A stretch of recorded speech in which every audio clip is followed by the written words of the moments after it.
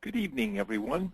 Welcome to the Sunshine Sharing Hour for May 21st, 2012. Tonight, we're going to be talking about an integrated approach to finding cancer, looking at things that you can do to prevent cancer, which also should be part of anybody who is trying to treat cancer, and also things that you can do to complement traditional medicine in the treatment of cancer. I had an interesting experience over the weekend when I was teaching my flower essence class in Denver that kind of brought to light the whole reason why I'm doing this webinar. Lady told me that her husband had had leukemia, and they had worked with it naturally for 5 years and managed to kind of keep it under control, but never were able to kind of completely get rid of it. And he decided to undergo some chemotherapy, but she told the doctor adamantly that she was going to keep him on herbs and nutritional supplements while he was doing the chemo, and basically talked the doctor into letting her do that. And her husband not only recovered completely, but when he was in the cancer ward, he was walking around saying hi to other people and was much healthier and much better off than any of the other patients who were doing the chemotherapy, because his system was being supported by the herbs and supplements. So tonight, we have a special guest, Dr. Kimberly Balas, naturopath, that many of you are familiar with. Welcome, Kim. Hi, thank you, Stephen. And she does a lot with cancer, so she's going to give us some of her insights into this particular topic. When I started in natural healing, cancer was responsible for about 1 out of 3 deaths in this country, and heart disease for 1 out of 2. Interestingly enough, the number of people dying of heart disease has actually been declining, while the number of people dying of cancer has been increasing. And when I looked at the statistics, I was surprised to see that they were actually quite close to about 50-50 as the leading cause of death. And I also read that many experts believe that it's likely that cancer is going to replace heart disease as the leading cause of death in the next 5 years. Cancer is already the leading cause of death between the ages of 45 and 75, so it's actually the thing that is most likely to shorten people's lives, and something that people should be working to prevent. One of the things we're going to emphasize tonight is that modern medicine is focused on killing cancer cells, and they have some pretty effective methods of killing cancer cells, radiation and chemotherapy, as well as surgery to cut them out. As natural healers, we've often referred to this as the burn, cut, and poison method, because it does a lot of damage to the body itself. And what's really odd is that chemotherapy and radiation actually can cause cancer, and surgery is well known to cause cancer to spread. So these therapies have some really bad side effects and some really bad problems associated with them. But the biggest problem is they're not addressing why you got cancer in the first place. They're not doing anything to alter the biological conditions that caused a person to get cancer, which means that the person could turn around and get cancer again, even if you successfully kill the cancer cells. So killing cancer cells is one aspect of therapy, but it's clear that we need to look at a broader approach if we really want to have the best success.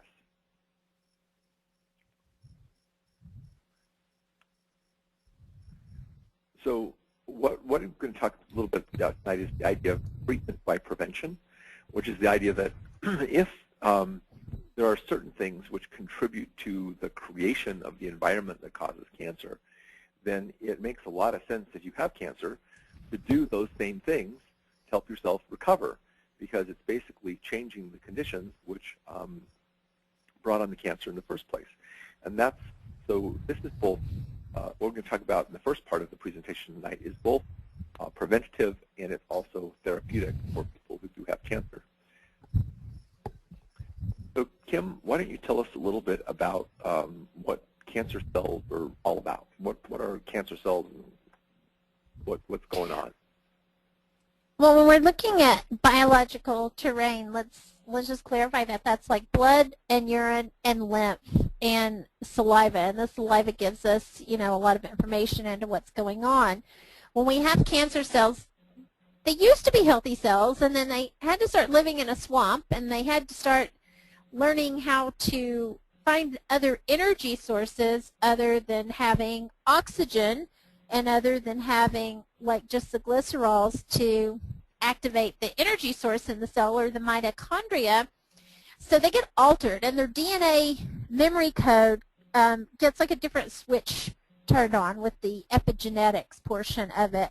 So they don't respond sometimes to how the body normally regulates its own DNA. And, you know, there are a lot of schools of thought on cancer cells, and I still stand by that. I think that there's almost always an underlying viral cause of it, because viruses are junk DNA. So that junk DNA can attach onto our protein or RNA strands, altering the DNA, and that's where we get them replicating. And they replicate without order. They kind of just replicate like almost like a bacteria in a pool, like, oh, here's a little piece of something I can feed on. I'm going to go over there, and I'm going to spread out over here.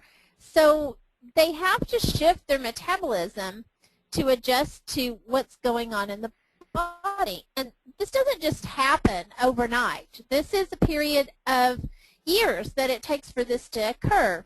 They just have to accumulate to the point that there's enough of them in number so that we can detect them, because usually they're always present because it's the body's way of filtering out, like binding stuff with a protein and sending it out of the body. So this whole metabolism that shifts, it's kind of like they're living in that little swamp with that algae and eating off from that.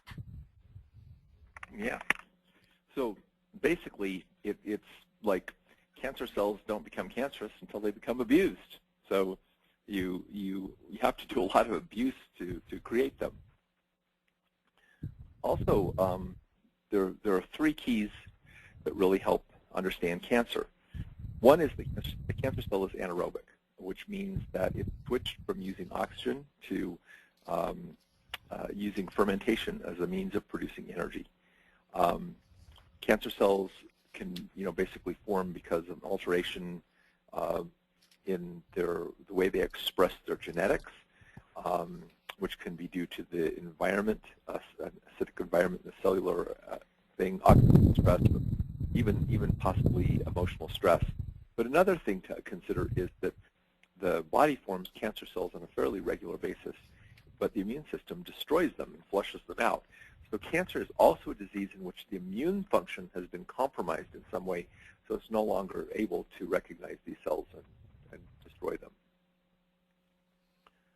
Right, and it's like a whole different frequency that they're operating on at this point, because usually the body, when it's in a healthy vibration and the cells are getting energy and producing energy and using that energy the way they should, it's kind of like being tuned in to the right radio station, and when you're kind of between stations, you get that static. It's not a clear channel, and that's kind of what happens when the immune system gets overwhelmed and it can't keep recognizing this. It just keeps diminishing that clarity of that frequency, so then you're kind of operating on the same frequency vibration as the abnormal cell, so then the body can't fight it off efficiently.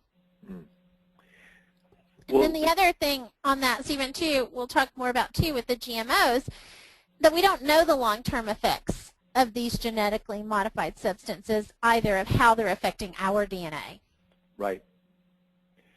So it's been known since the 1930s by the research of Dr. Otto Warburg that if you deprive healthy cells of oxygen, they will basically become cancerous. In other words, they will trigger anaerobic metabolism, which our cells are capable of doing, because all of our cells started out as anaerobic cells when we were being formed after fertilization. So they have the capability of switching back to that, primal cell metabolic activity. And so he won a Nobel Prize for this. So while there's a lot of things going on, the primary thing going on is the cell has switched from an oxygen-based metabolism to a fermentation-based metabolism. And that's the number one thing. So part of this is an acid situation. And so Kim is going to explain what that means. Well, I think there are so many misconceptions about pH, and like, oh my gosh, we just have to get everything alkalized, and a lot of people will dump, calcium. We even had a question earlier about baking soda in, and you're kind of getting a false alkalization because it's just kind of going through, and that's what you're reading. And I just want to point out that you always have to have a saliva and a urine pH, because one without the other is only 50% of the equation, and you can't just fill in the other gap. So you want to see with the saliva, it's kind of like all the little worker bees that showed up for work, and they got on the bus, and they were told where to go and what their job was, and they go to their little cubicles, which is a cell, and they do their job for that day, and they pack up their stuff, and they go home. Well, in the meantime, while they were there, they have garbage that accumulated and waste to remove, and if that doesn't happen, then it's not getting out of the tissue, it's staying in the tissue. So when we look at that, it's like, who came along and took out the waste? And that's where the urine comes in, is the urine gives us the picture of what was flushed out of the cell for that day. So when we look at how the cell detoxifies, it has to produce energy within the cell. It has to produce any kind of energy to keep from dying off. So that may be an abnormal energy supply too. When we look at putting the calcium and stuff in, basically 99% of all the calcium is present in the bone, and 1% is kind of left for the cell membranes in its free state. So the free calcium, the ones that are not bound, actually has the ability to stimulate cellular activities. Well, the only thing is it can also stimulate abnormal cellular activity too. So we're looking at some of the cell cycling, and the cell regeneration can be affected by just dumping this calcium and trying to alkalize. So we have what's called an acid-alkaline tide. You should be a little more acid in the morning because that's the time when your body's been working overnight to rebuild and to detoxify some of the tissues, and then it should be dumped out in the urine in the morning. So you will have a little bit more, hopefully, a little bit more acidic urine in the morning when you're dumping it out. So you really should take the pH levels like morning, mid-afternoon, and in the evening to see if it follows what's called that acid-alkaline tide. So what happens is when that goes off, it actually can keep the cells from detoxifying. So just like too much calcium can actually drive the toxins back in the cell until they have the right biological terrain that they can flush out. So that means that other things have to compensate for that. So it's not just as easy as trying to buffer everything to make everything all alkaline, because you've got other things that come into play there. The acidity goes up, and the acidity goes up in the urine and saliva because the blood has to remain stable. It's because the buildup of toxins can cause more of an acidic reaction and poorly oxygenated cells. So that's if you're staying acidic pretty much all the way into the evening as well. So those are some things to take into consideration, because it's about how energy is also getting to the cell. So in other words, the bottom line here is it's acidity in the cellular environment, not necessarily in the urine. That's the issue, because the urine is dumping the acid. So that's why you have to get the reading to see, is the body dumping the acid or is the tissue becoming acid? And so you have to look at the big picture, and it's an acidic environment in the tissues that causes that. And right. then the unfortunate thing is that the cancer cells tend to spread that acidic environment. So tell us a little bit about that. Right. Well, in an inflammatory response, which you drive inflammation when, acid is up because the acid's using up your minerals, so you're leaving inflammatory pathways open. You also get low oxygen levels in that, and an acidic environment can cause the cancer cells to form because they don't have the oxygen. So they also produce their own lactic acid, or the lactic dehydrogenase, which is another one that you can see. You can follow it on the blood test too as LDH. So when we see LDH go up, we know that that's also one of our cancer markers in just standard blood work.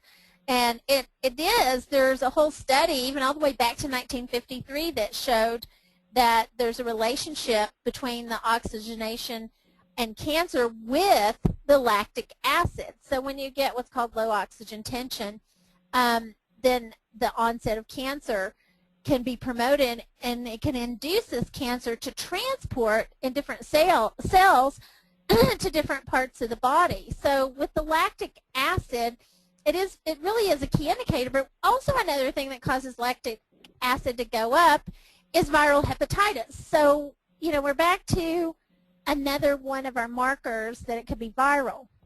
Manganese deficiency can also cause LDH to elevate too.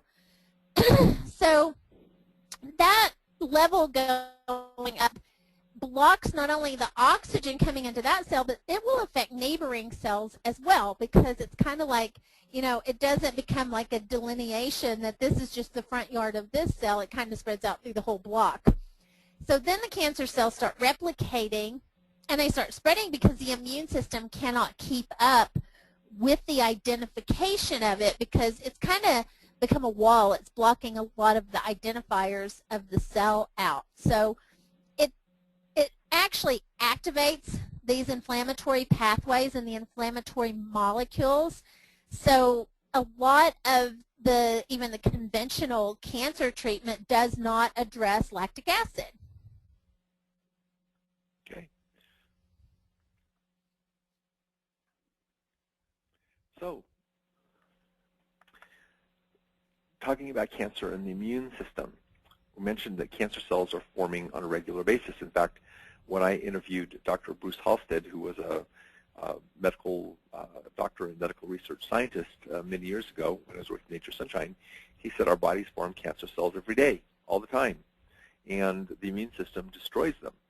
So in order for the disease we call cancer to occur, we have to have a situation where the immune system is no longer able to keep up or to eliminate these cells that have mutated back to the anaerobic state. So there's always a problem of a reduced immune response and a lack of healthy immune activity in cancer. Unfortunately, what Dr. Halstead said is that the way we treat cancer doesn't make molecular sense, because the therapies we use all deplete the immune system. So surgery, chemotherapy, and radiation all reduce your level of immune system, and also stress reduces your immune system. So there's evidence that shows that many times cancer is precipitated by a very stressful event in the person's life, and then when they find out they have cancer and they become even more stressed, then the cancer grows even faster, because there's a stress trigger involved in that. I want to talk about some of the things that cause this cancer to start, Kim? Well, wow, I know. We've got so many. And, you know, I just heard a study the other day. This is 1 in 3 people are going to develop cancer. And we could even go back 20 years, and it wasn't that high. So have we changed genetically as people? No. What's changed? It's mostly our environment. So, you know, looking at how the acidic environment occurs in the biological terrain, there are a lot of things that can affect that. The low oxygen is really affected by dehydration levels, by these free radical damages. I know we hear about free radical damage, and it's like, okay, that's really nice. It's a cool phrase. We hear it all the time. What does it mean? It's how the cells hold on to their little electrons in orbit that create like the energy or the power function to keep the mitochondria in the cell going. So once that becomes damaged, then the energy supply becomes damaged. So it's kind of like you're trying to convert your car to run from gasoline to ethanol source without putting any of the necessary, you know, tools or mechanisms in place that would allow that to happen to produce energy. So you're only running on a minimal energy source. Chronic inflammation. Inflammation is such a huge factor in all disease.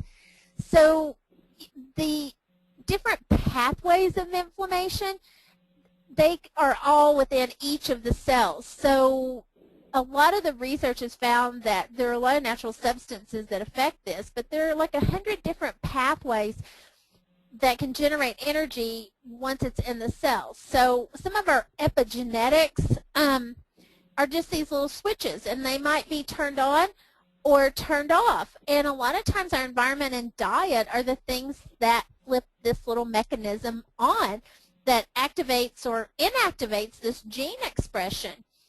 So the environmental toxins, we certainly could do a whole PowerPoint on just listing all the environmental toxins, but to cover the main ones, the pesticides and the herbicides, and your perfluorocarbons and petroleum products, with the xenoestrogens.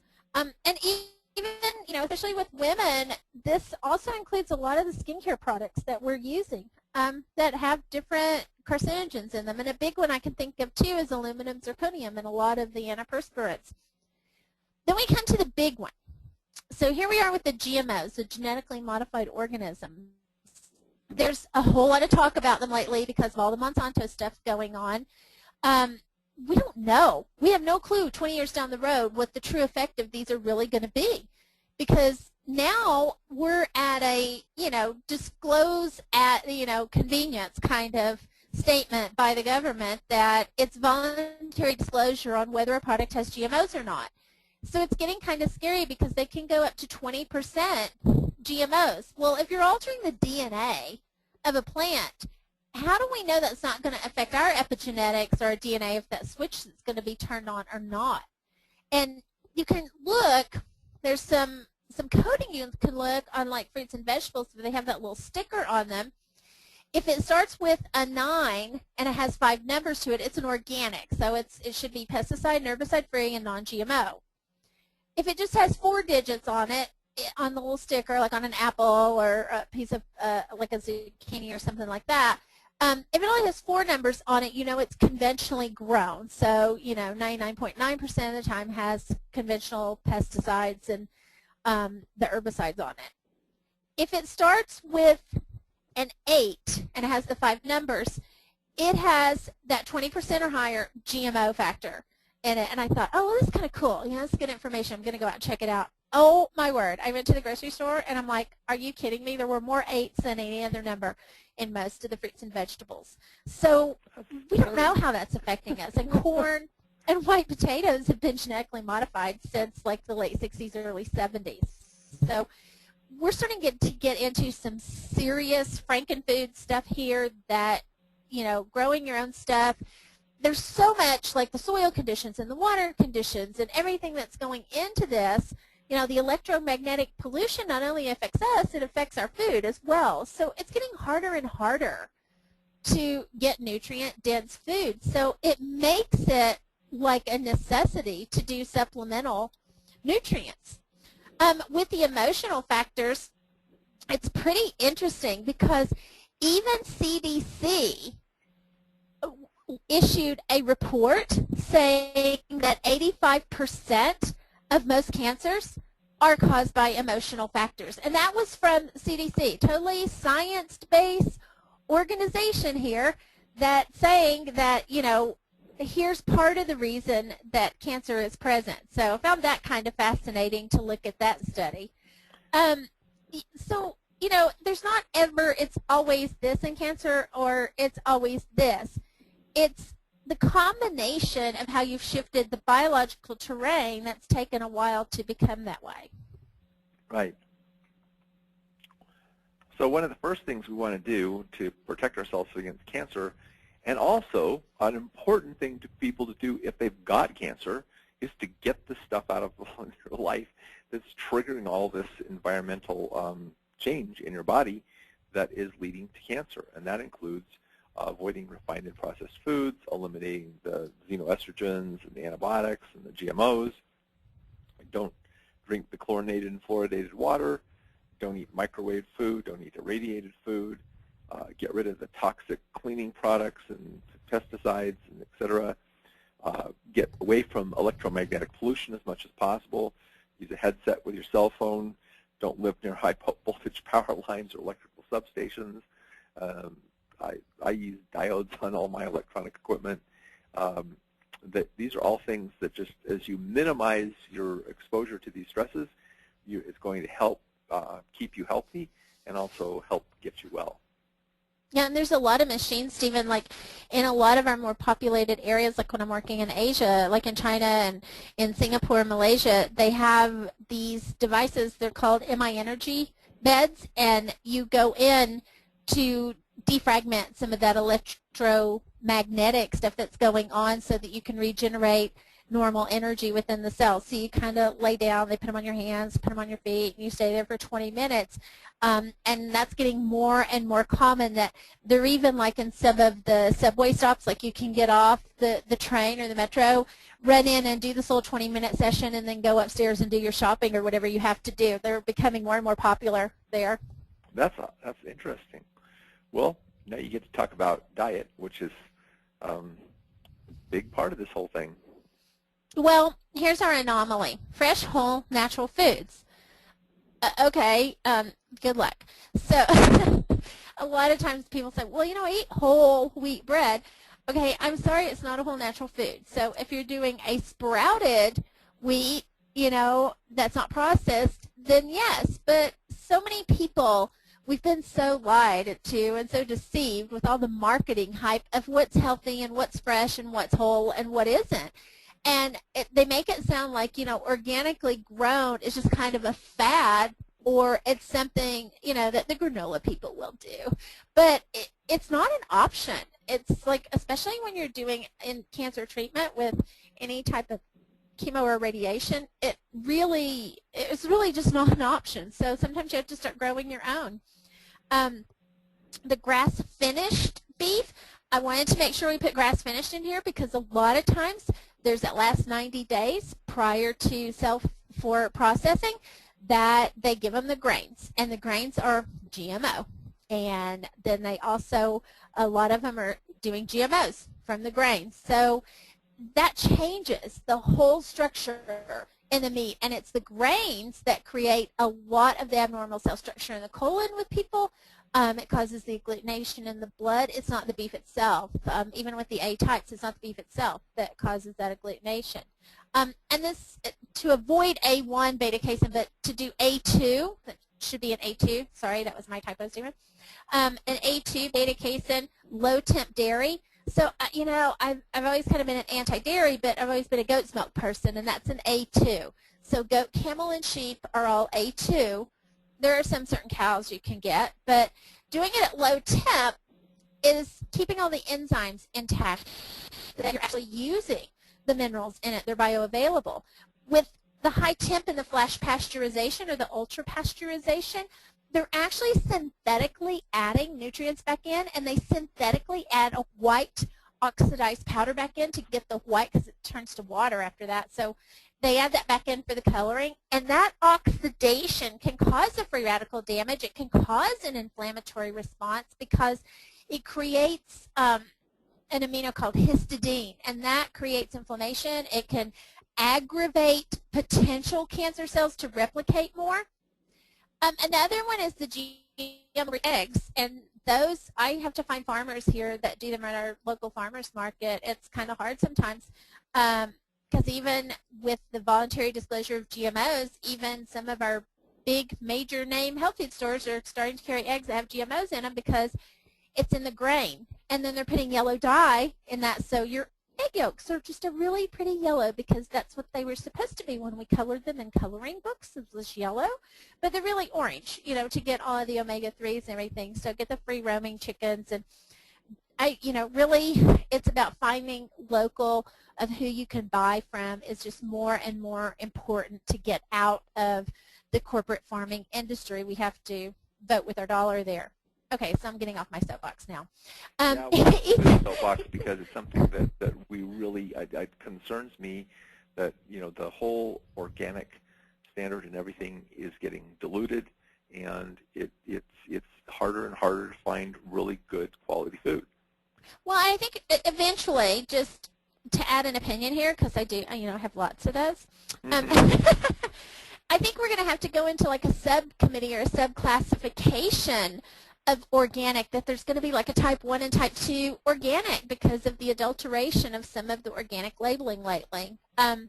So we'll see what comes about. In the meantime, we just have to consciously take charge of our own health and know what's going in.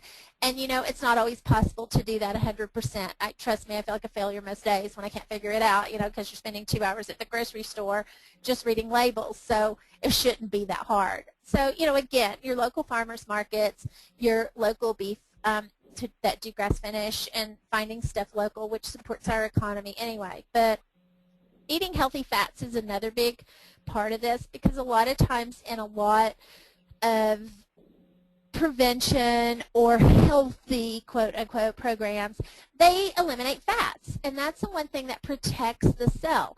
It also prevents this switch, this epigenetic switch, from being turned on. So the omega-3s prevent negative gene expression.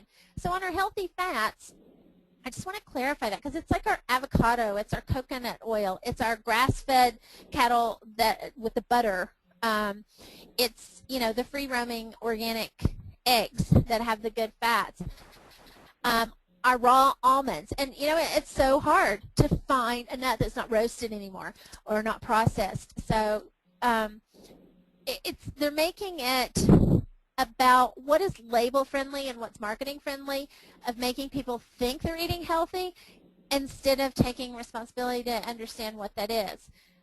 Eating the generous portions of the fruits and vegetables every day, well, that's great, but how do you find them sometimes? I mean, it's crazy when I saw all those 8 numbers on all the fruits and vegetables. Fortunately, I have a local health food store that doesn't do that, and they will not allow pesticides or GMOs in, so that's quite nice that I can go there and trust that. But the fresh fruits and vegetables, a lot of times we have to go to fruit powders or our food powders in order to get that nutrient density in. So when we do all of this high heat processing and this pasteurization and this packaging and these preservatives, it compromises nutrient density. So doing, you know, some of your own, if it's possible to do some of your own gardening and doing the preserving with your own canning and things like that to control, you know, what's going in. I got my garden in this year. Yeah, I know. We started planting some seeds too. It's just because it's just getting so limited, and it's getting a little alarming. Yeah. So I know people are going to balk when you tell them they have to change that, but it just really isn't an option. And don't feel defeated if people you're talking to don't change it, because I've had many cancer patients that just say, well, no, I'm not going to give up soda. I'd rather just die with soda. And I'm like, okay, you know, your choice, but I can't help you. I can't make all of the other stuff work, and you keep negating it. So it's okay to fire your patients or your clients sometimes because it is their choice, and some of that goes back to that emotional attachment of whether they want to be well or not. Right. Well, detoxification is important to prevent cancer, and it's also helpful as a cancer therapy. The problem is when you already have cancer, you're already in a weakened state, and detoxification, it can actually be more depleting to the body. So you don't want to overdo the detoxification when you are working with cancer.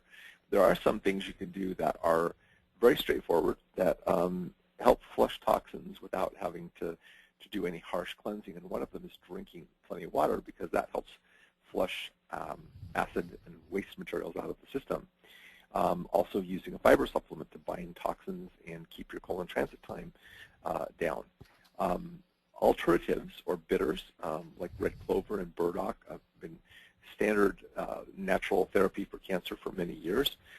They're also gentle cleansing agents. They aren't really harsh, like stimulant laxatives and diuretics and so forth. Enzymes. Traditional cancer therapy is to take enzymes between meals, which helps break down food. You can also take them with meals. Break down waste materials, but taking them with meals helps break down your food more better. And you also need to do a periodic cleanse. And when we talk about Kim's cancer protocol, alternating between building and cleansing is part of that program. Supplementation is important. So you can have, getting extra nutrition into your body through using, like Kim says, the Ultimate Green Zone or the Nature's Harvest, taking your omega-3s your vitamin D3, which helps protect against cancer, your antioxidants, which even medical science is realizing protect you against cancer and a lot of other diseases, liquid chlorophyll, which oxygenates your body, and getting adequate minerals, because the body needs minerals too. Do you have any comments you want to make on the supplements? Yeah, I want to make a couple of comments here, Stephen, because the really high ORAC value that we have on the Nature's Harvest and the fact that you are getting the high ORAC from the green tea extract in there is phenomenal. And you're getting 5 servings of green vegetables in that 1 scoop serving of that. So that makes that a high nutrient density. Plus, with the protein building capacity of that, it does have the 4 grams of sugar in it, but those are the right types of sugars so that the healthy cells have energy during this rebuilding process too. So please don't hesitate to use that one with any cancer protocol. I'd also like to talk about the D3 here just for a minute, Stephen, because like D3 is a really cool neuroregulatory steroid, so it can actually be more potent even than like turmeric or curcumin with its epigenetic influence, because it actually can hit more than 2,000 different genes in the body, so that's about 10% of all of your genes with high vitamin D3 doses. So I found like tons of stuff. Actually, there were 830 peer-reviewed scientific studies showing that D3's effectiveness on the prevention and treatment of cancer. So it's got a different things because it regulates that genetic expression and increases the self-destruction of those mutated cells or cancer cells so that it doesn't allow them to replicate. It reduces the spread of those that have reproduced, so it stops the metastasizing. It causes the cells to become differentiated, so a lot of times cancer cells lack differentiation, and that's kind of, if you see skin cancer or basal cell carcinoma, they get the abnormal borders. Well, it's the same with cancer cells internally, too. They have the abnormal borders, so not really have a differentiation. And it also, in high enough doses, can reduce new blood vessels breaking off from like pre-existing ones, which is one of the steps in the transition of how dominant tumors kind of turn cancers, because they're gathering their own food supply, their nutrient supply. So I think we really need to optimize using the D3 more in all of the cancer treatment therapies. And Dr. Christopher was really on to that with the 1 hour the 1 hour exposure, to a lot of the sun. So we're trying to understand, that reduction of the skin cancer from the sun just comes from excessive exposure, and it's excessive exposure to certain areas of the skin, not so much just, if you went out and tan evenly for 15 minutes to soak up the sun, that's how the vitamin D3 is going to work. Okay.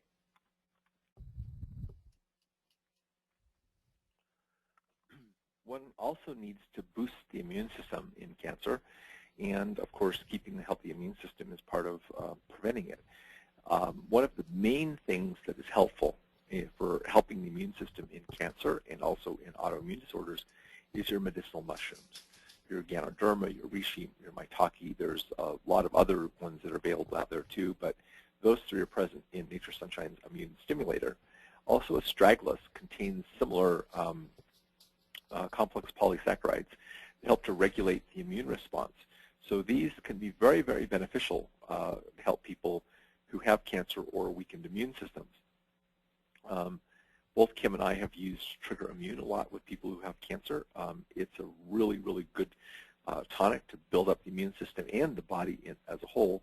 And echinacea has also been used as a remedy for cancer. It boosts the immune system, and it's also a bit of an alterative or blood purifier as well. The picture is, by the way, a maitake, which is one of the best mushrooms there is for cancer. Kim, why don't you talk a little bit about the thing of getting a peaceful environment and working on some of the stress problems in cancer? Well, the peaceful environment is if we move to another planet. Because, really, we're not likely to be at a point with the way life is to reduce, dramatically reduce our stress levels that would make a significant enough difference. So it's about how we manage our stress and how we respond, of creating action instead of reaction to the stress. So in order to do that, one major thing, of course, is staying hydrated and also getting out with the fresh air and the sunlight. Now, if you're in a huge city, the fresh air part might be an issue.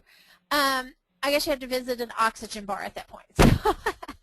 But natural lighting, like switching over to the full spectrum lights, would help in your office.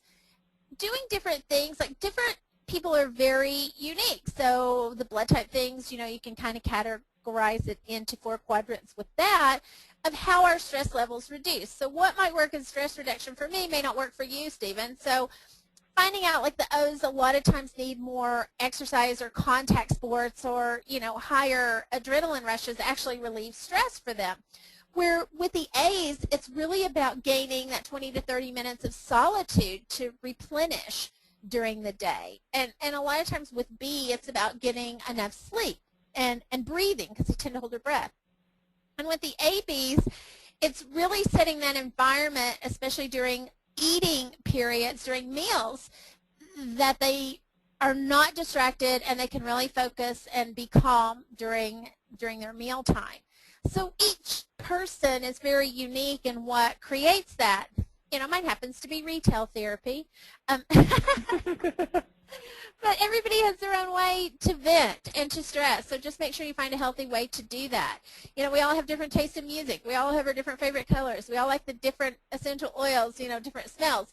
Just make sure, with your aromatherapy, you're doing something that is an all-natural. Don't be spraying like room sprays around, work with your essential oils and something that's going to be therapeutic.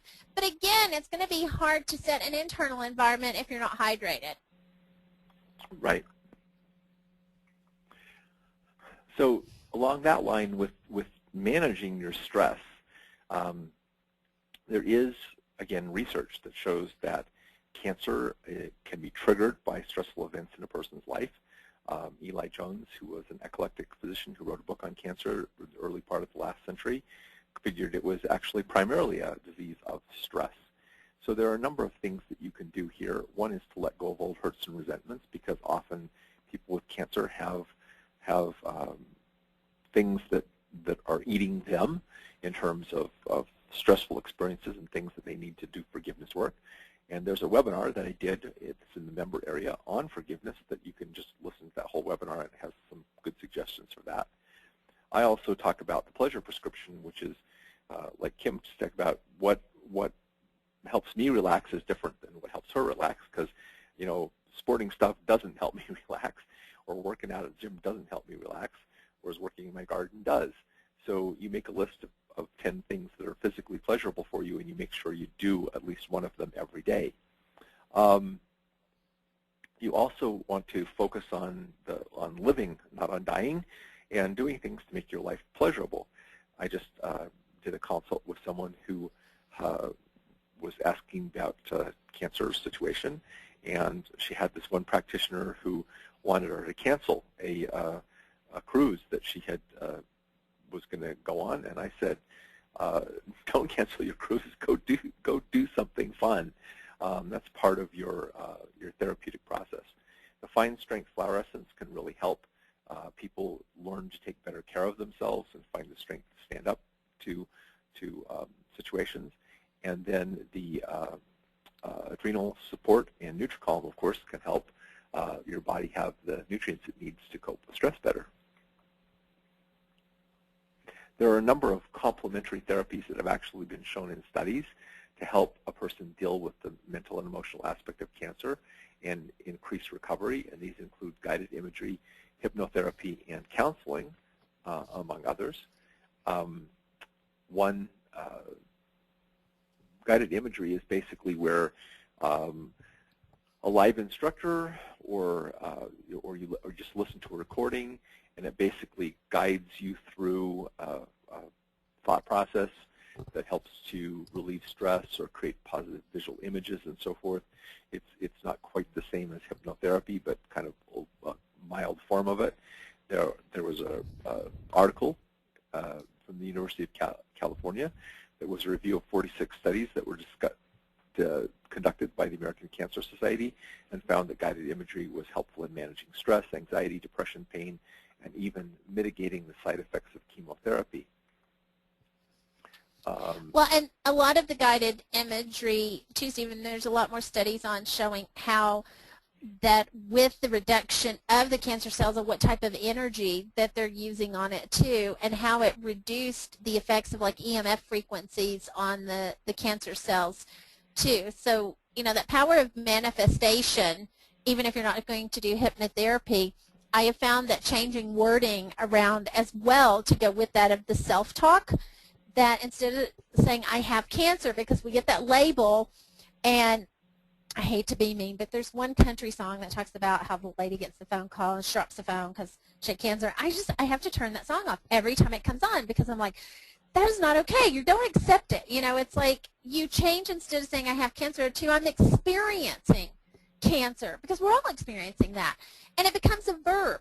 So instead of a noun of something we own, because as Westerners we tend to be a little possessive of things that we want to hold on to it, it becomes a verb. So things that have verbs have movement, and if it comes in, it has to go out. So there is a lot to do with the mind over matter. And even CDC is acknowledging that with the emotional factor, that it's more important than all the other physical factors. Right. And hypnotherapy is just a deeper form of that, where the person basically guides you in and can help you uncover, you know, patterns of things, and also, you know, help your subconscious mind to basically have suggestions about getting well and so forth, and reducing stress. And also counseling, just, you know, helping to work through some of the problems. There was a German study that showed that virtually all cancer patients experienced some emotional trauma shortly before the cancer developed. It's known that many cancer patients suffer from low self-esteem, have anger towards themselves, take care of other people, and don't take care of themselves. And therefore, counseling can help a person work through some of the issues that they have and work through some of the stresses, and basically can also be beneficial in helping a person get through cancer.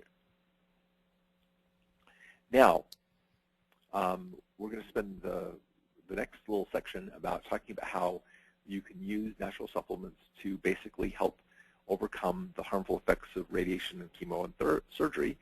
And these are things that you can do in conjunction with orthodox therapy. Now, it's not going to be necessarily your doctors jumping up and down to, you know, say, oh yeah, do that. So you may have to, like, you know, really talk them into it, or do it without their consent or whatever, but these things can be helpful. So starting off, Kim, why don't you tell us a little bit about some of the things that can be done to basically mitigate some of the side effects of radiation therapy?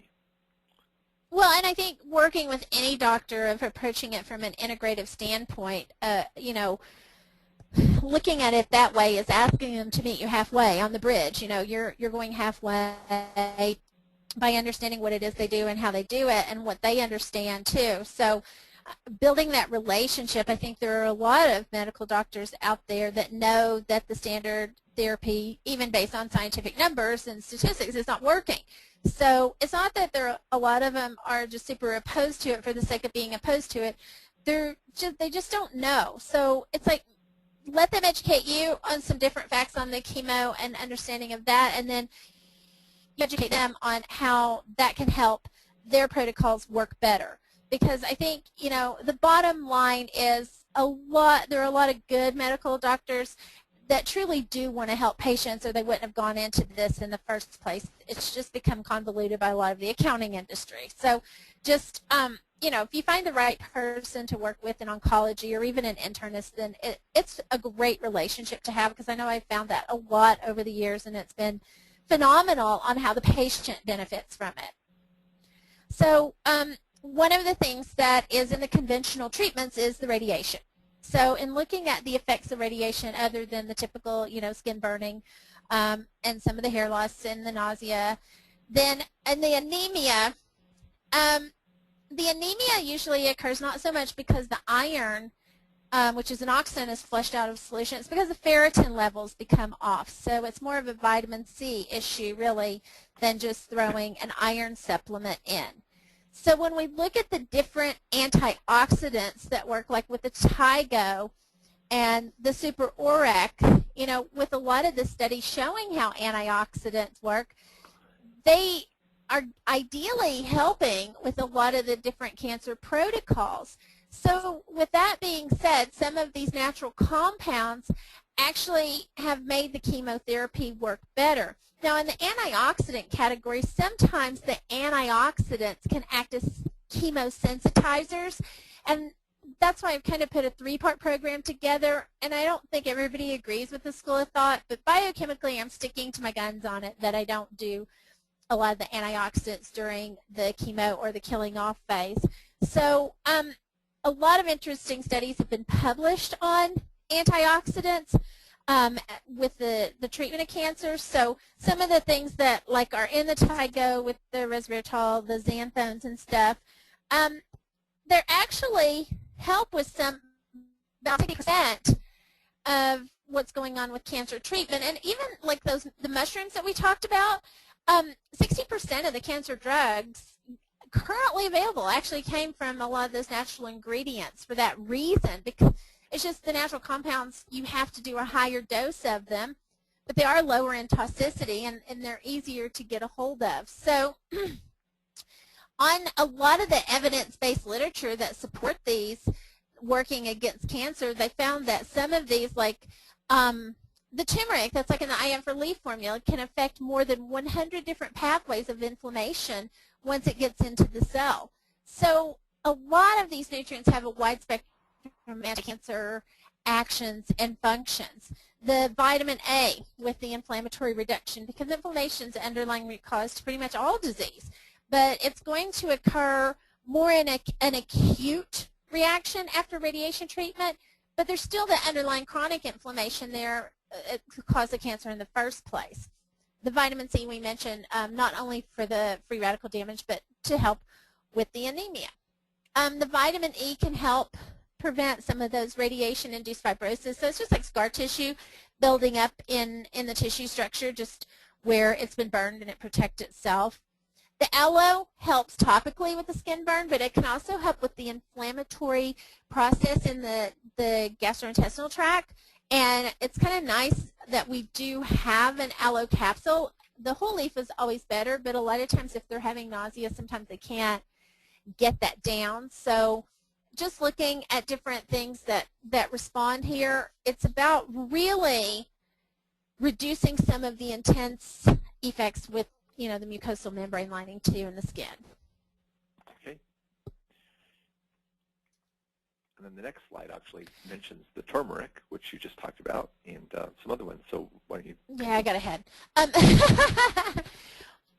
Well, the turmeric's just, I don't know, I'm so fascinated with it because it's worked on lung carcinoma. There's a lot of studies showing where acute myeloid and promyelolytic leukemia it's worked on, multiple myelomas, pancreatic cancer, the oral epidermoid cancer, the prostate cancer. So, it's so interesting of all the studies because the active substance in turmeric now shows like it's a natural chemosensitizer, which actually helps the cancer cell, overcome the resistance to the chemo working. So there's two types of cancer cells that we're looking at here too, because we have the abnormal replication of just the cancer cells is what the chemo is working on to kill off, and can do that with the right help of it not damaging the healthy cells in some regard. I mean, I'm not a true chemo believer, chemo fan, but if you're choosing that, of how to work with it in this situation. So there's also a cancer stem cell, and this is Antonio Jimenez at Hope for Cancer out in San Diego has been doing a lot of really cool research and studies on cancer stem cells, and they all have a viral based core of how the mitochondria, or the energy production in the cancer stem cell, takes on, it becomes like a steroid. It becomes like a Hulk, that it doesn't get affected by the chemo. So it develops that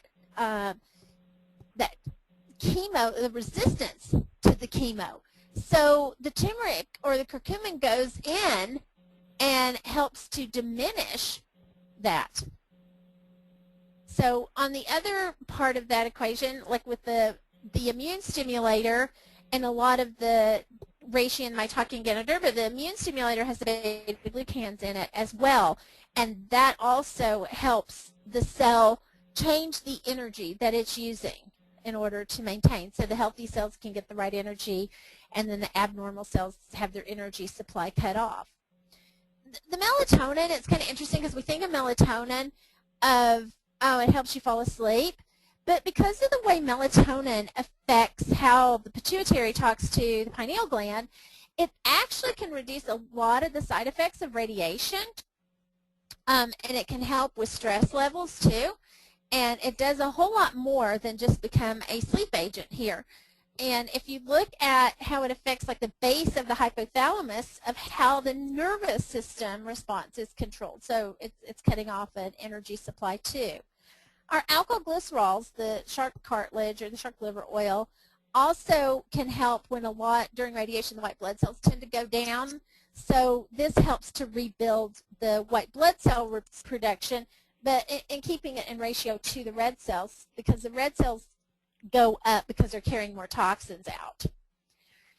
So adaptogens, which really are our smart herbs, can strengthen how the body rebuilds and how the healthy cells are getting something to rebuild with, and minimizing what building materials are left over for those abnormal cells. And I know we've got the Eleuthero, the Mineral Chi, and the Adaptomax here, and I'm going to add the Target Endurance here too because it's fantastic in keeping energy levels up and brain functioning going and reducing a lot of the fatigue of radiation.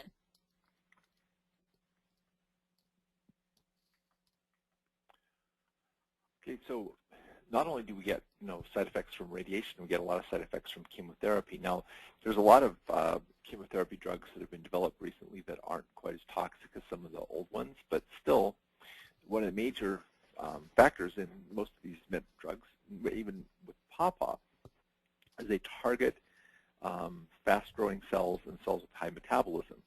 Well, it's not just cancer cells that have a higher metabolism.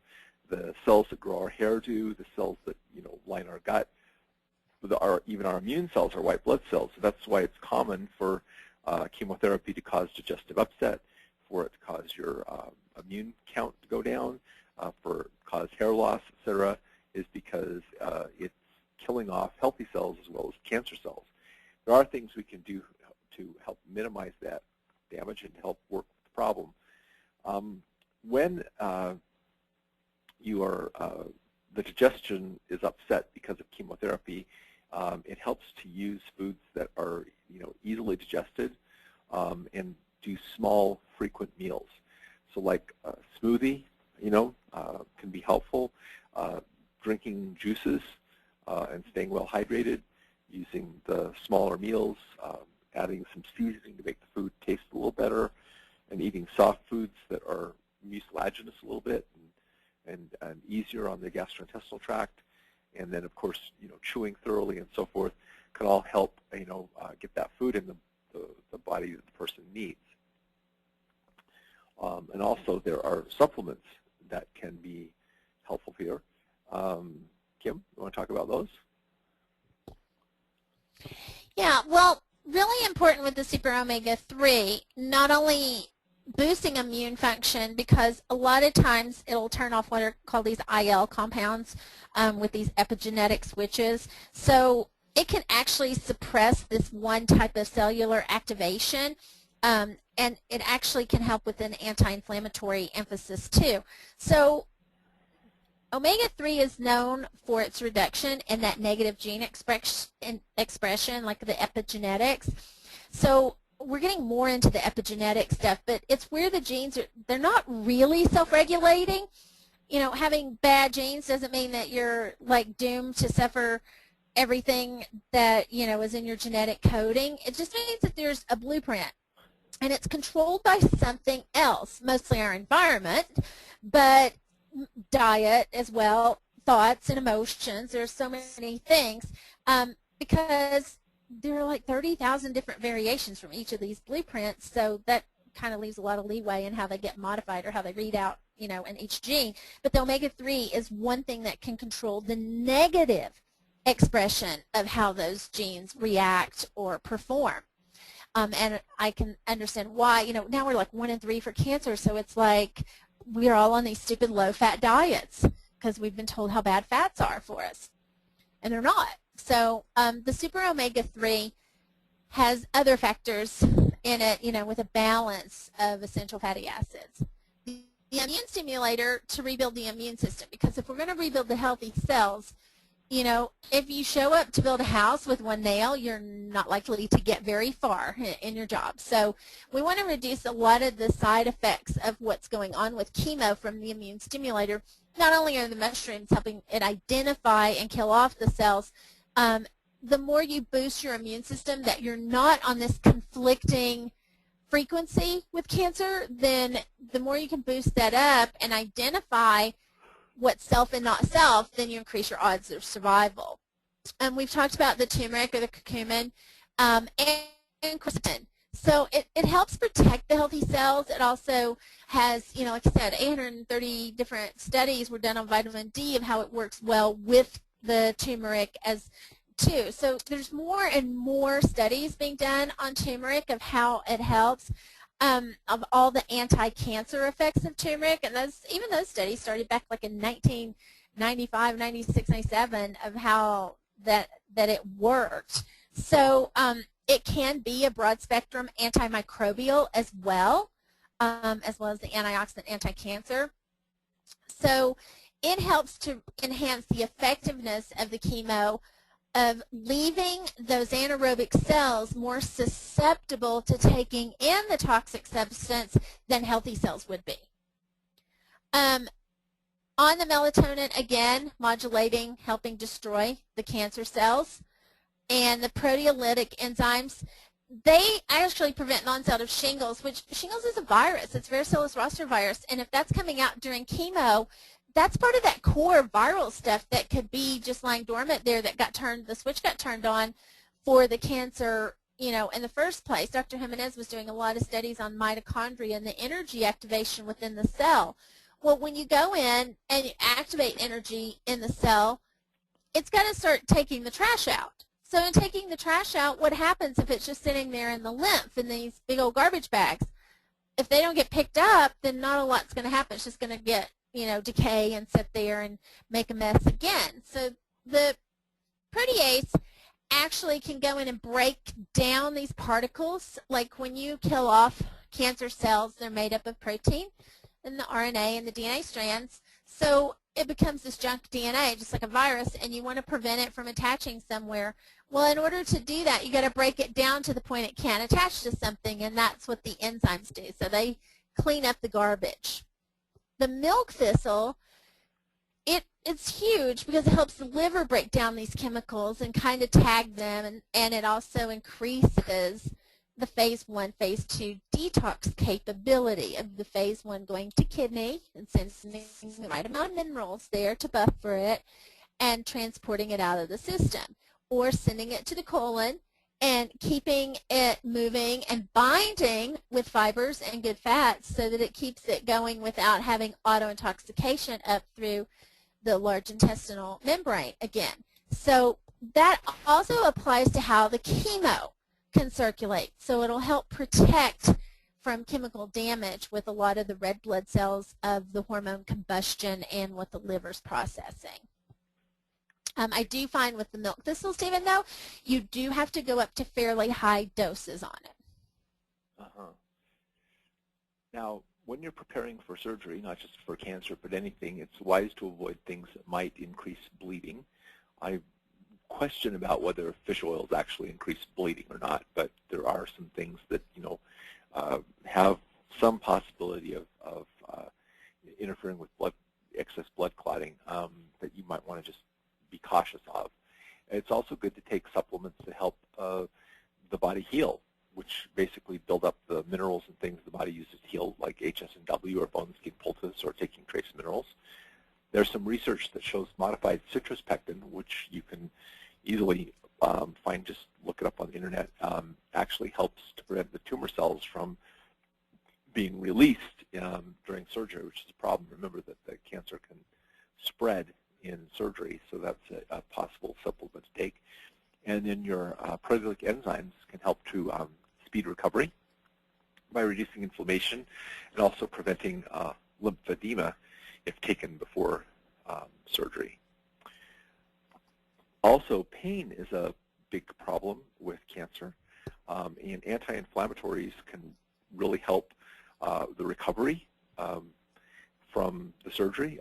IF relief I found to be very good at helping to ease the pain after surgery and also speed the rate at which the tissue heals after surgery. And then you can also continue to take some of those vulneraries, the HSNW or the bone skin poultice or so forth, to speed healing. And since chemotherapy basically destroys probiotics, and the antibiotics they give you during and after surgery do the same thing, it's really wise to also look at probiotic supplements as well.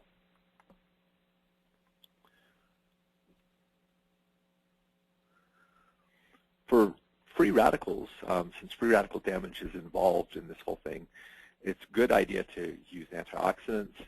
Of course, the best way to get the free radical, the antioxidants, is to consume the fresh fruits and vegetables. We can looking for stuff that's pesticide-free and so forth. That's 5 to 7 half-cup servings. Juicing is a good way to get that in you if you are having problems, like with your digestive tract or whatever during chemo. And of course, using the powders like the Nature's Harvest that have the fruit vegetable powders in them can really help up that. Also, your Tygo and other antioxidants basically can speed healing and promote tissue repair, and supplements that increase glutathione levels like N-acetylcysteine and alpha-lipoic acid can get rid of toxins and also help with recovery from radiation and chemotherapy.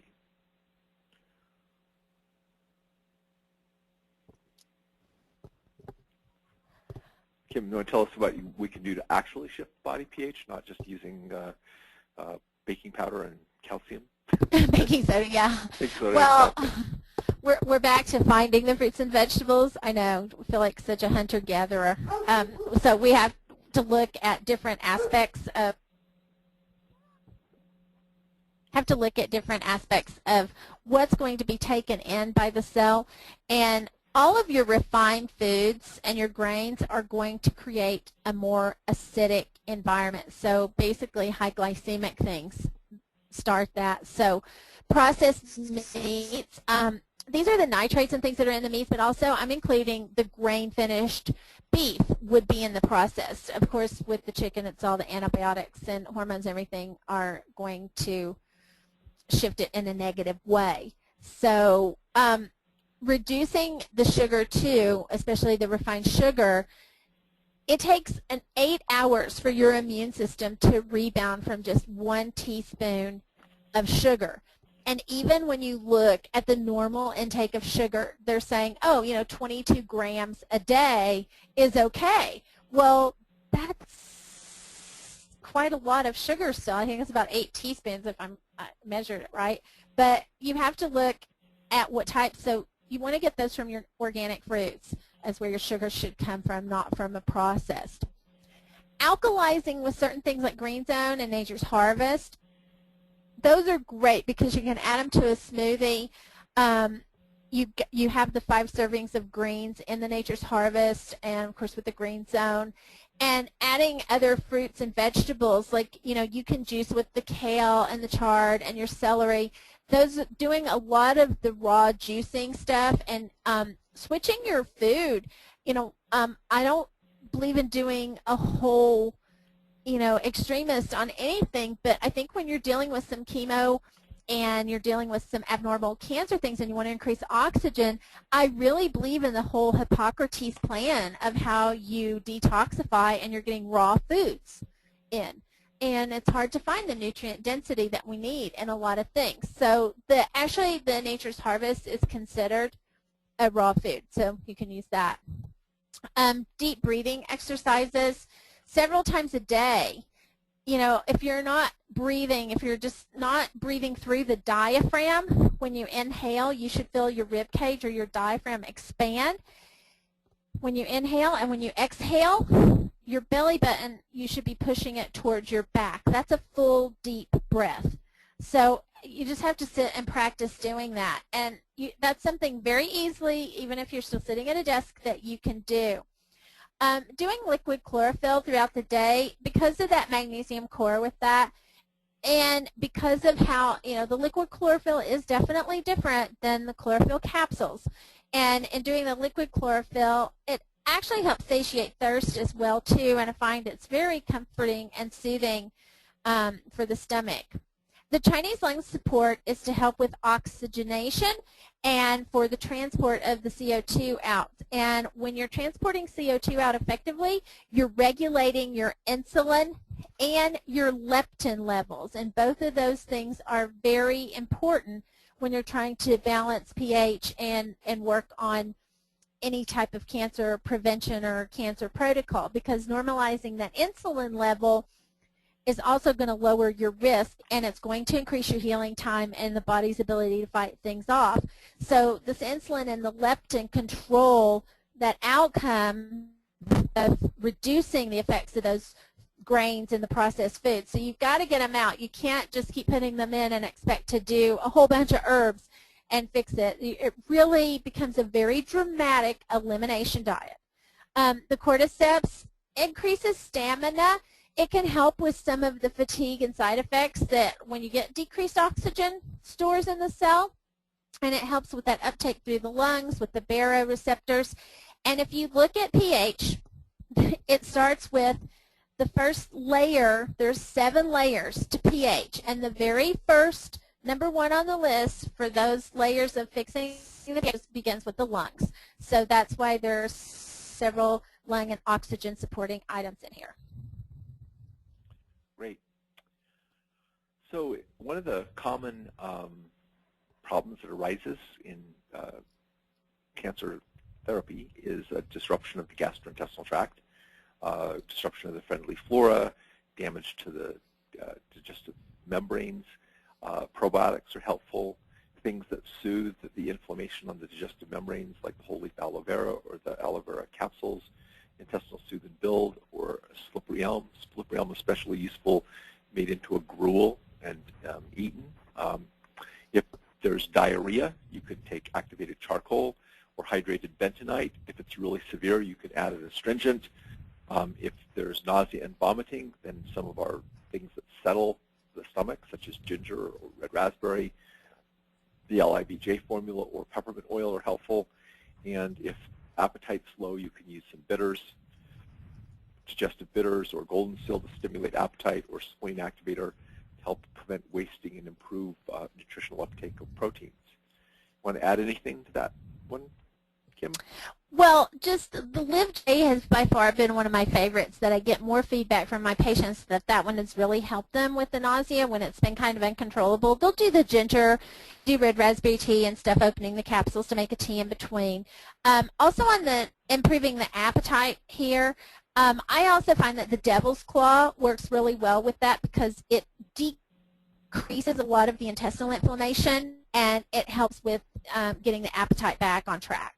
So probiotics, I absolutely can't emphasize that enough, because that mucosal membrane lining does take the biggest hit during radiation and chemo. Okay. Again, we mentioned that pain can be a problem. So rather than having people be doped up on a lot of drugs, we can also use some of our pain relievers, kava kava, IF Relief, Devil's Claw, which Kim has mentioned several times. Cannabis, where it's legal, where medical marijuana is legal, it is actually really good at reducing pain and reducing the side effects of chemotherapy, and I see nothing wrong with using it. As a tincture, though, I mean, you're going to get, you're going to have more benefit as a tincture. Yeah, you'll get. Otherwise, you're reducing the oxygen flow in the lungs, and that kind of impairs what you're trying to do in the first place. Smoke into your lungs of any kind is not smart. But taking it as a tincture, yes. Okay, and then echinacea has also been used for cancer to ease pain, and also it boosts the immune system and aids at detoxification.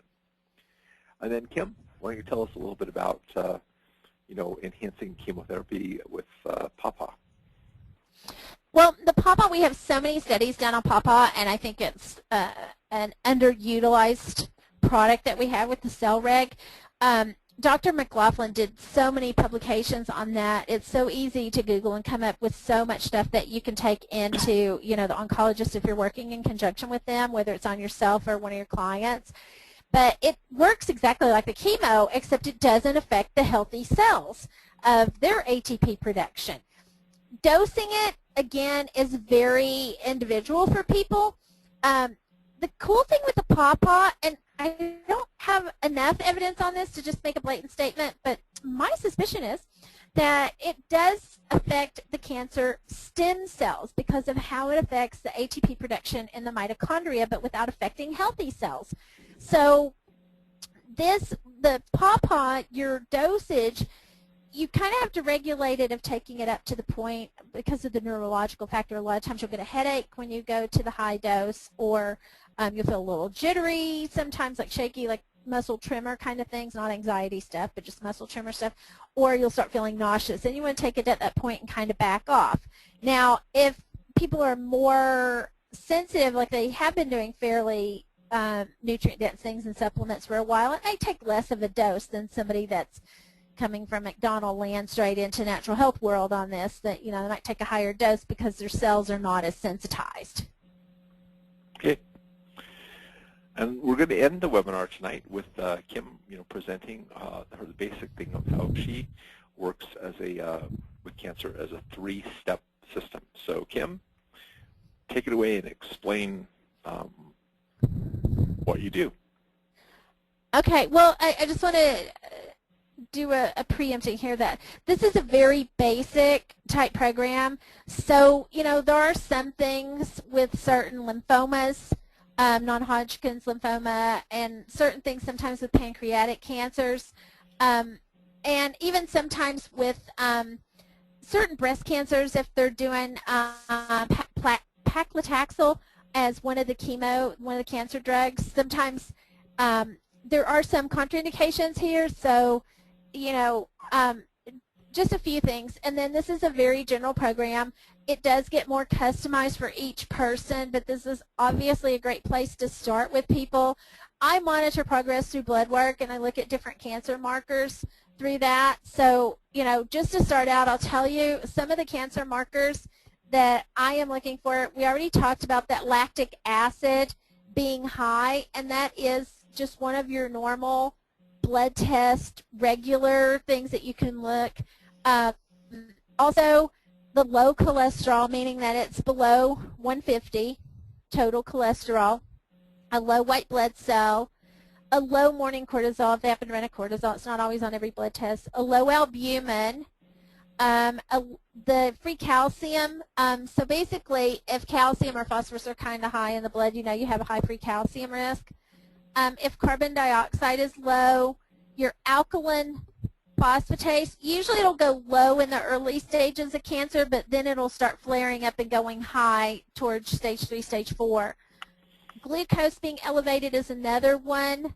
And then, of course, C-reactive protein being up is our inflammatory marker. So I got to monitor through those of how they're distinguishing themselves, of how I'm kind of customizing some of this. But a basic general protocol that you could definitely, whether you're doing blood work at all, you can start with is for 4 weeks you want to go into this phase 1, or you want to kill off these abnormal cells, because in order to start controlling them, you have to diminish them.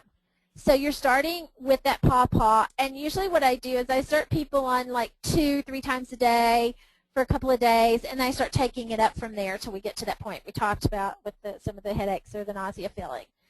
The all-cell detox is in for a reason, because in order to activate the mitochondria of the cell, and in order to have the immune system be able to identify self or not self, you have to take the garbage out. So the all-cell detox clears the pathway so that a lot of the neurotransmitter and the nerve responses can actually, the signals can be read by the body. The immune stimulator, so that you can boost the energy and the immune function of the body up enough to flush self or not self, which is the abnormal cells. So cleaning up the environment. The protease is between meals, because when you start killing things off or you start cleaning things out, you can't just go in and tear down a wall in your house and just leave all the debris laying there and start building a new wall and think, oh, it's just going to be good. You have to take the debris out. So the protease between meals breaks down these little RNA, these DNA strands, these protein strands, that we don't want them to go attach somewhere else. Iodine, simply iodine, because viral, bacterial, fungal, and cancer cannot exist in an iodine-rich environment. And I really encourage you to read David Brownstein's book on iodine here too if you want to understand more, but it's one of my main protocols of any cancer program. And with the iodine, we're like #1 in the world for iodine deficiency in the U.S. The ET. ET, again, that's the ESIAC formula of cleaning up that lymphatic system and getting things moving, because if you have a gridlock on the freeway, you're not likely to get far. So we got to keep everything in movement here while we're cleaning out the closets. The pH green zone for nutrient density, the barley gold for an activated nutrient. So that's for the cell, for the alkalinization and nutrients. And Chinese stress relief. I put Chinese stress relief in to help with how we respond to stress. And when we start changing things around, we can't stimulate the adrenal, because then it could rev up some of the hormone activity, some of the antioxidant activity. And right now we just want to kill things off. So in order to deal with this, and sometimes people start releasing things or dumping things, in this process, you're also dealing with a lot of emotional stuff and emotional debris that you're letting go of. When they did the genome study, the junk DNA that they labeled was actually more emotional stuff. So we're dealing with that too. And the Chinese stress relief provides an adaptogenic quality to help the cells rebound their energy structure too. So that's phase 1, and you're going to do that for 4 weeks. I might mention that the barley gold is an NSP product in Canada, and some people in the States might not be familiar with it. So, okay, on to the next one. Okay, so for 2 weeks, the Fit Detox baths, awesome, awesome, awesome during this phase. Love it. Infrared saunas are great here. Epsom salt baths are great here. Even the body wraps, like with kelp, anything to pull toxins out here. High doses of the lymphatic drainage, and when I mean high, I mean it's like a bottle a day sometimes for the 2 weeks, so stock up. Or the ET, going up in higher doses of that too. A lot of times I dose accordingly. Like ET, I tend to use here in a higher altitude. The lymphatic drainage I use more in more humid environments. So that's kind of been my distinction on that lately. The Chinese kidney activator, because we want to have phase 1 detox through the kidney without affecting the electron-rich intermediates or flushing our minerals down the toilet that we need to create energy within the cells. So helping that phase 1 detox stay open. The gallbladder formula also helps with phase 2 detox with the colon, because of the bile salts instigating peristalsis within the colon, but also with the gallbladder reducing a lot of how these protein stores and everything are handled, and how the liver is tagging and processing things to get it out of the system.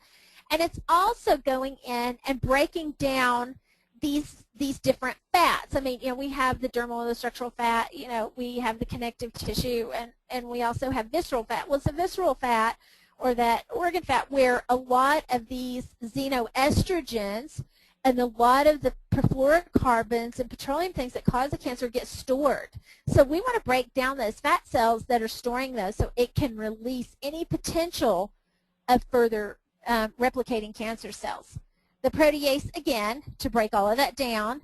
The bifidobacillus, or even the probiotic 11 here, because building up the immune system has to reflect in the intestinal lining, and that controls so much of our mood, our neurotransmitters, our depression, our positive thinking, even from the colon. So definitely a higher amount on the probiotics. And then again, the iodine, and you're going to see the iodine in all 3 phases of this. Okay, so that's for 2 weeks. Then we're going to go to phase 3, and the phase 3 is a 4-week program. And for 4 weeks, we want to go build. So this is the part, don't show up to build a house with just one nail. Let's take some tools, let's get it built. So we're going to do the adrenal support. The adrenal support regulates the movement of protein through the liver so that we're getting the right proteins attached to the right things. The glucocorticoids of what type of sugar is used. We have like 8 different types of sugars that get used for energy with the cell. We're not just dependent on glucose. Making sure that the hormones are combusted and attached properly so that the abnormal, or the toxic hormones like the xenoestrogens are not attaching to the receptor sites, and managing our minerals too with mineral corticoids, and the inflammatory process is greatly controlled by the adrenal. So a lot of that gets stirred up when we're in phase 1 and phase 2. We stir up a lot of the inflammation, so the adrenal will help go calm it down again, and as well as the fatigue level after you've flushed some of this out. TIGO or CoQ10, we're looking at all the different determinants and all the different studies that have shown how these antioxidants can help. Now, some of the antioxidants, kind of like we talked about a little bit before, can also create, they sensitize them so that they actually make the chemotherapy drugs not as effective. So that's why I put them in phase 3, because in working with how it's an antioxidant, it's cardioprotective, and how we're using these antioxidants to rebuild the healthy cell, we don't want to do that during chemo, because sometimes what happens is they become a chemoprotector, meaning that it can reduce the efficacy of the chemo or even the efficacy of the pawpaw in some cases, so that's why I split them out. Again, I know there are several schools of thoughts on this. From a biochemical standpoint, I'm sticking with keeping them separate. So it also helps some of the depression, the cognitive impairment, the neuropathic pain, the sleep disorders, and some of the anxiety and fatigue with these antioxidants, especially with the astaxanthins and the K2 that are in the CoQ10, and with the xanthones, resveratrol action in the TIGO. The master gland, because we want the hypothalamus, which is where most of the base of all disease starts, is in that autonomic nervous system. We want the hypothalamus, the pituitary, the thyroid with metabolizing, the adrenal. We want them all talking to each other, and especially the thymus. So it's not really each organ or gland that breaks down a lot of times during cancer. It's the communication between them. So we want to build those links back. Again, the probiotic. FOS stands for fructooligosaccharide, and there are a lot of plants that have that quality as well. Our immune stimulator with the beta-glucans can have that. Intestinal sooth and build can initiate some of that. It doesn't actually contain them. It can initiate it. Our iodine, again, our pH green zone, or the barley gold for our nutrients. Nature's Harvest I would add in here now as well. And the IF relief for all the inflammatory response, because when you have underlying chronic inflammation, you're going to have tissue breakdown. One way that you can determine that is if the protein in the blood goes high, you know that you've got too much tissue breakdown. So that's where the IF relief helps. Okay. So 4 weeks on this, and then you start over at phase 1. One of the biggest questions I get is, well, how long is it going to take me to do this? I don't know. Every person is individual, and you have to either monitor it, like blood results, or they're going into their oncologist and monitoring progress with certain cancer markers. So there's just different ways you're going to have to monitor it to see how they're doing. Great. Thank you, Kim. We have a few questions that we are going to answer. We're already, hit the end of our time, but we'll just try to answer this webinar was recorded. So someone says, the relationship between the acid condition of the body and the pain in MS. Well, anytime that you have acid storage in the tissue, and then you've got the electrical conductivity, with how that myelin sheath is being hardened, or like scar tissue developed on it with the MS, it's going to reduce that electrical connection there, that electrical conductivity, and the acidic values further impair that. So it's kind of blocking some of your, neurological transmissions. Yeah, I don't think we would have time tonight to go into talking about programs for MS, because that's way too complicated. Right. I mean, pretty much everything that we teach with the body systems, with the lifestyle analysis and different questionnaires that we have, you can hit about 85% of everything going on with people. We're getting into the 20% now, because cancer falls in that 20% that it's not the same rule of thumb across the board for everyone. You got a little different protocols and adjustments to things here, and your autoimmune disorders fall in that category as well, so it's probably a whole separate presentation. Yeah. One What do you suggest for clean water, reverse osmosis, or what do you think, Kim? Well, this is like dun, dun, the big water question always comes up. There's so many schools of thought on this as well. So reverse osmosis is removing most of the mineral compounds. Do we want most of them removed? It depends. Are you putting minerals back in? Because, you know, I don't recommend during that 2-week cleanse phase, yeah, I think you could use distilled water even.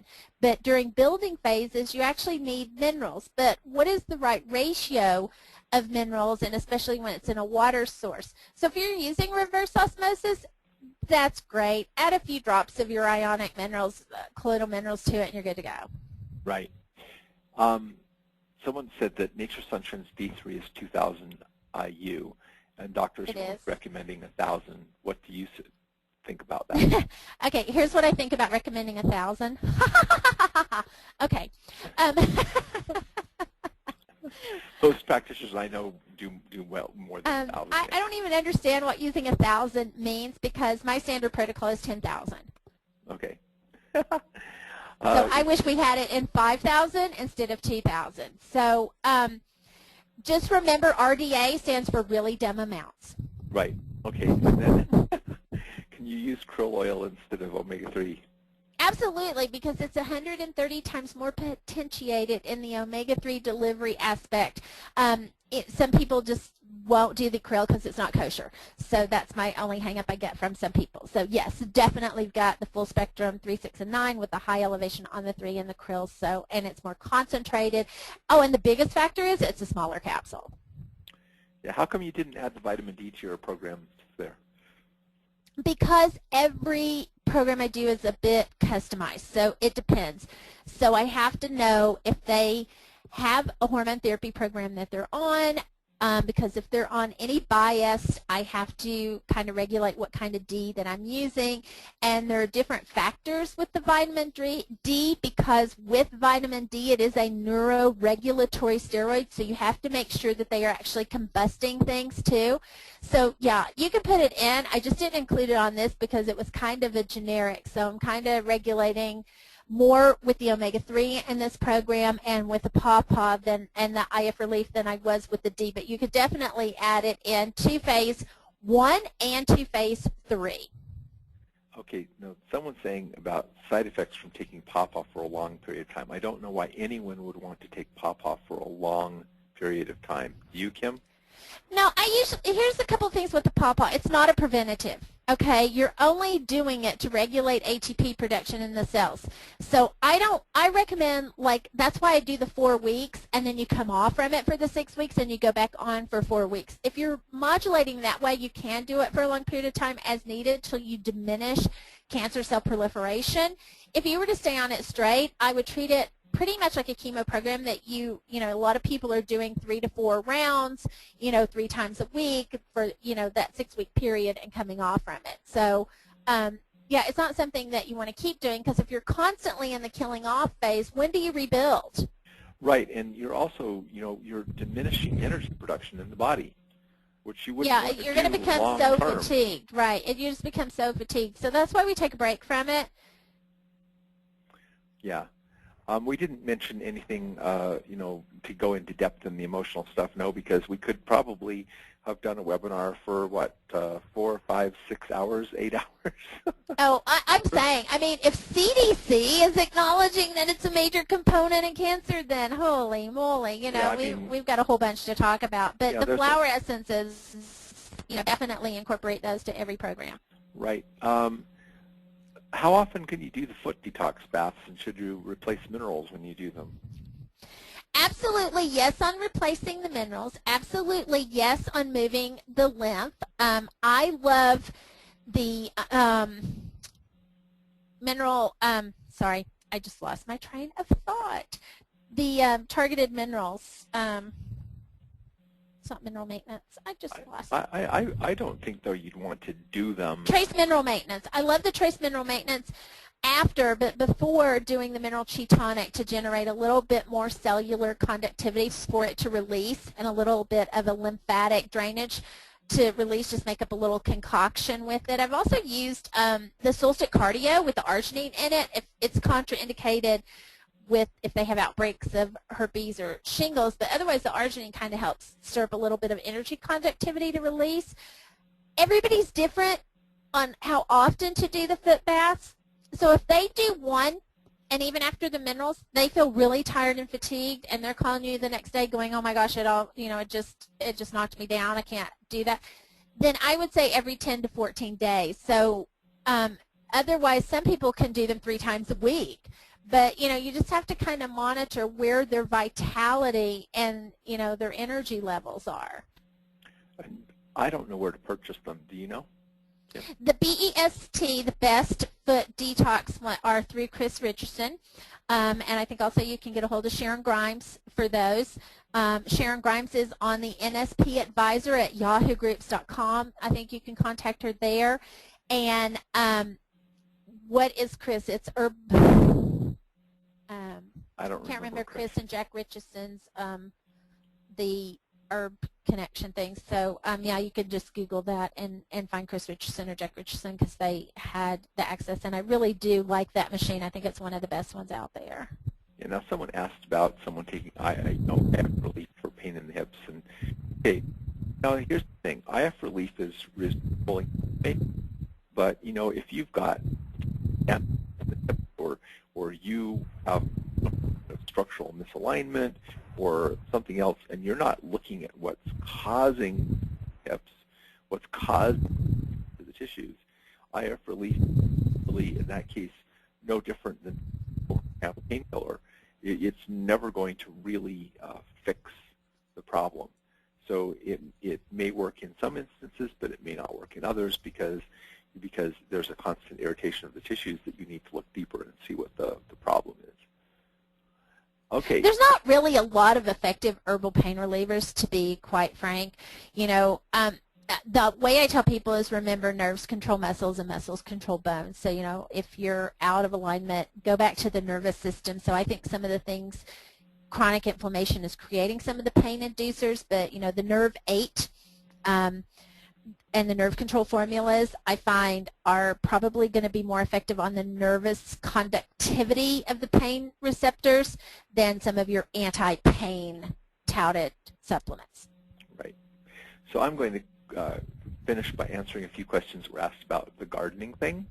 Oh, yeah, those are not mine. Yeah, if you want to test the soil in your garden, there's little soil test kits you can get. There's professional services that do a lot better job, but you can kind of get a good idea of checking the pH and the mineral balance in your soil, which will tell you a little bit about what you might need to add, and so forth. I start some plants from seeds, and I also get some plants from the nursery, but I try to buy heirlooms or traditional varieties rather than hybrid varieties because I want plants that haven't been fiddled with a lot. And as for when you go to the farmer's market and someone says they grow things organic but they're not certified, that is a thing that they just haven't paid the fees to be certified. They may. The problem with organic gardening is right now the federal government thing basically is growing without chemicals that doesn't necessarily produce the best produce. Real organic means you've taken the care to build up the soil, to have a really healthy soil, to have a good balance of minerals in the soil, to really make the plants optimally healthy, not just grow them without chemicals. So if you've got some local people who aren't, haven't spent the money to get certified, but they, grow some good locally grown produce, I'd buy that in a heartbeat. So, okay. Thank you all for your participation in tonight's webinar. Thank you, Kim, so much for sharing your knowledge and expertise with us. We really appreciate it. And good night, everyone. Thank you. Bye-bye.